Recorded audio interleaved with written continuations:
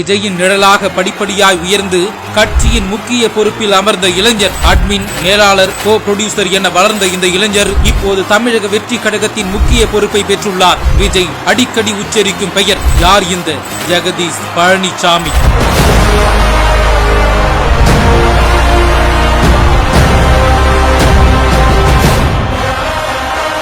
அஜித்திற்கு ஒரு சுரேஷ் சந்திரா போல் விஜய்க்கு ஒரு ஜெகதீஷ் பழனிசாமி. சினிமாவை தொடர்ந்து அரசியலிலும் விஜயின் நிழலாக பயணிக்கும் துடிப்பான இளைஞரின் கதை. விஜய் படங்களுக்கு கோ புரொடியூசராகவும் பிளாக் பஸ்டர் ஹிட் படங்களை கொடுத்து வரும் இவர் ஈரோடு மாவட்டத்தைச் சேர்ந்தவர். 36 வயதாகும் இவர் கோவையில் பட்டப்படிப்பை முடித்தார். கல்லூரி காலங்களிலேயே சினிமா பிரபலங்களை கல்லூரிக்கு விருந்தினராக அழைத்து வரும் சிறப்பான வேலையை செய்துள்ளார். அதன் மூலம் சினிமா இயக்குநர்கள், இசையமைப்பாளர்கள், நடிகர்கள் என தொடர்புகளை அதிகப்படுத்தியுள்ளார். பின்னர் 2013ஆம் ஆண்டுதான் தமிழ் சினிமாவில் தனது பயணத்தை தொடங்குகிறார். ஆரம்பம் முதலே ஈரோடு மகேஷ், ஜிவி பிரகாஷ்குமார், இயக்குனர் AR முருகதாஸ் ஆகியோரிடம் மேலாளராக வேலை பார்த்து முத்திரை பதிக்கிறார்.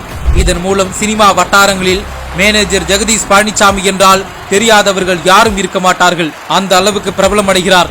மேலாளராக வேலை பார்த்தபோது விஜயின் தொடர்பும் அவருக்கு கிடைக்கிறது. விஜயுடன் நெருங்கி பழகிய ஜெகதீஷ் பழனிசாமி விஜயின் அன்பை கெட்டியாக பிடித்துக் கொண்டார்.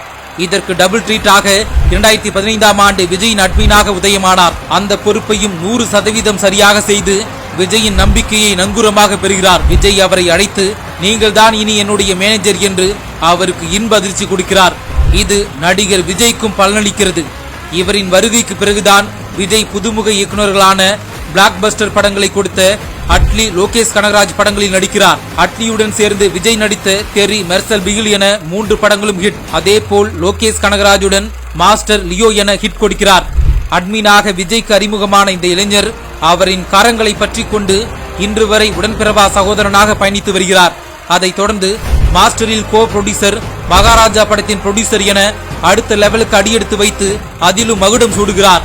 இதனைத் தொடர்ந்து வாரிசு பட ஆடியோ லான்ச்சில் விஜயே அட்மின் ஜெகதீஷ் என்று கூறி மேடை ஏற்றி அழகு பார்த்தார். விஜய் ரசிகர்களும் ஜெகதீஷ் பழனிசாமியை அப்போது நன்றாக கண்டுகொண்டனர். ரூட் என்ற ஈவென்ட் மேனேஜ்மெண்ட் கம்பெனியையும் 2020ஆம் ஆண்டு முதல் ஜெகதீஷ் பழனிசாமி நடத்தி வருகிறார். இந்த பேனரில் முதல் படமாக கல்யாணி பிரியதர்சன் நடித்த சேஷம் மைக்கேல் பாத்திமா படத்தை தயாரிக்கிறார். அதேபோல் கீர்த்தி சுரேஷ் கதாநாயகியாக நடிக்கும் ரிவால்வர் ரீட்டா என்ற படத்தையும் தயாரித்து வருகிறார்.